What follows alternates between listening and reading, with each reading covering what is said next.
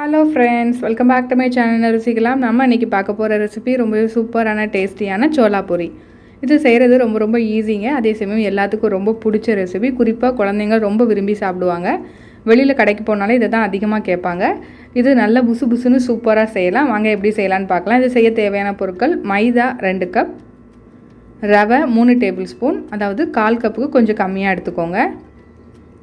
நல்ல கெட்டியான தயிர் 1/4 கப், பேக்கிங் பவுடர் 1 டீஸ்பூன், ஜீனி நான் வந்து ப்ரௌன் சுகர் எடுத்துருக்கேன். நீங்கள் நார்மல் ஒயிட் கலர் ஜீனியும் எடுத்துக்கலாம். 1 டேபிள் ஸ்பூன், உப்பு 1 டீஸ்பூன், எண்ணெய் 1 கப், சன்ஃப்ளவர் ஆயில் அப்படி இல்லைனா கடலெண்ணெய் எடுத்துக்கோங்க. இப்போ ஒரு பவுலில் 2 கப் மைதா சேர்த்துக்கலாம் ஃபஸ்ட்டு. அப்புறம் உப்பு, அப்புறம் ஜீனி,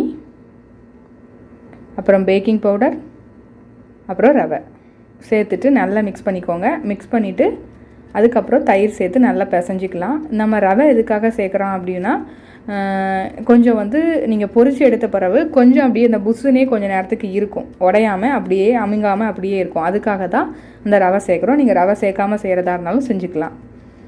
இப்போ இதை நல்லா பிசைஞ்சிக்கிட்டு நல்லா தயிர் சேர்த்தப்பறம் நல்லா பிசைஞ்சிக்கோங்க. அதுக்கப்புறம் கொஞ்சம் கொஞ்சமாக தண்ணி தெளித்து நல்ல பூரி மாவு பிசைகிற மாதிரி பிசைஞ்சு எடுத்துக்கோங்க.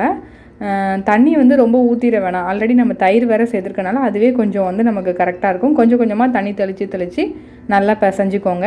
இந்த மாதிரி நல்லா கெட்டியாக பிசைஞ்சிக்கோங்க. இப்படி லைட்டாக ப்ரெஸ் பண்ணி நல்லா பிசைஞ்சிக்கோங்க.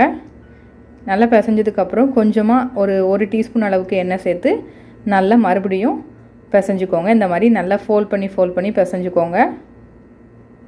ஒரு 2 நிமிஷம் பிசைஞ்சிக்கோங்க, கரெக்டாக இருக்கும். ஒரு 2 நிமிஷம் பிசைஞ்சதுக்கப்புறம் இப்போ இதை அப்படியே திருப்பி போட்டுக்கோங்க. இந்த மாதிரி வச்சுட்டு இப்போ இதை வந்து ஒரு நல்ல ஈரமான துணியை வச்சு மூடி ஒரு 30 நிமிஷம் தனியாக எடுத்து வச்சுருங்க. இல்லை நீங்கள் நார்மல் பிளேட்டை வச்சு கூட மூடிக்கலாம். இப்போ ஒரு 30 நிமிஷம் கழித்து பார்க்குறோம். பாருங்கள், நல்ல சாஃப்டாக இருக்குது மாவு. இப்போ நம்ம ரெடி பண்ணிடலாம். இப்போ ஒரு சப்பாத்தி கட்டையில் கொஞ்சம் லைட்டாக எண்ணெய் சேர்த்துட்டு நம்ம அதுக்கப்புறம் பூரி மாவு எடுத்து வச்சுருக்கோம்ல, அது உருண்டை எடுத்து இதை நல்லா நம்ம பூரி விரிக்கிற மாதிரி விரித்து எடுத்துக்கலாம். இதில் எதுக்காக எண்ணெய் சேர்த்துட்டு இது பண்ணுறோம் மாவு போடாமல் அப்படின்னா, மாவு போட்டிங்கன்னா உங்களுக்கு எப்போதுமே பூரி செய்யும்போது மாவு சேர்த்து நீங்கள் ரோல் பண்ணிங்க அப்படின்னா அந்த எண்ணெய் வந்து சீக்கிரமாக டஸ்ட் ஆகிடும். அதுக்காக தான் நம்ம வந்து பூரி செய்யும்போது எப்போதுமே ஆயில் தடவிட்டு அதுக்கப்புறம் அதில் நம்ம பூரி தோ வந்து நல்லா விரித்து எடுத்துக்கணும். இந்த மாதிரி கன்சிஸ்டன்சிக்கு எடுத்துக்கோங்க. இப்போ வந்து நம்ம பொரிச்சு எடுத்துடலாம். எல்லாத்தையும் இதே மாதிரி செஞ்சுட்டு பொரிச்சு எடுத்துடலாம். இப்போ நல்லா ஆயில் வந்து நல்லா சூடாக இருக்கணும். அப்போ தான் உங்களுக்கு நல்லா புஷ்ஷுன்னு வரும். அதே சமயம் மீடியம் ஃப்ளேமில் வச்சுக்கோங்க. ஒரே மாதிரியான இந்த மீடியம் ஃப்ளேமே அப்படியே வச்சே எல்லா பூரியும் பொரிங்க. அப்போ தான் உங்களுக்கு வந்து இந்த கரெக்டான டெக்ஸ்சரில் நமக்கு கிடைக்கும். இந்த மாதிரி கரண்டி வச்சு மேலே லைட்டாக ப்ரெஸ் பண்ணி விடுங்க. நல்லா உங்களுக்கு புஷ்ஷுன்னு வந்துடும். பாருங்கள் எவ்வளோ புஷ்ஷுன்னு சூப்பரான சோலா பூரி ரெடி ஆகிடுச்சு. ரொம்ப ரொம்ப டேஸ்ட்டாக இருக்குங்க. அப்படி கடையில் வாங்கி நம்ம சாப்பிட்ற மாதிரியே இருக்கும். ரொம்ப டேஸ்ட்டாக இருக்கும். கண்டிப்பாக ட்ரை பண்ணுங்கள். உங்கள் வீட்டு குழந்தைங்களுக்கு வீட்டிலே செஞ்சு கொடுங்க இந்த சோலா பூரியை. பாருங்கள் எவ்வளோ சூப்பராக வந்திருக்குன்னு.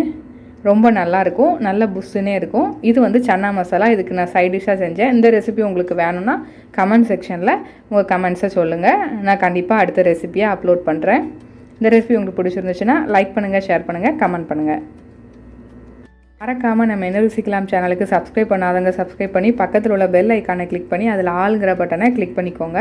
அப்போ தான் நம்மளோட ஃப்யூச்சர் ரெசிபீஸ்லாம் உங்கள் நோட்டிஃபிகேஷன் லிங்க்கில் வரும். Thank you friends.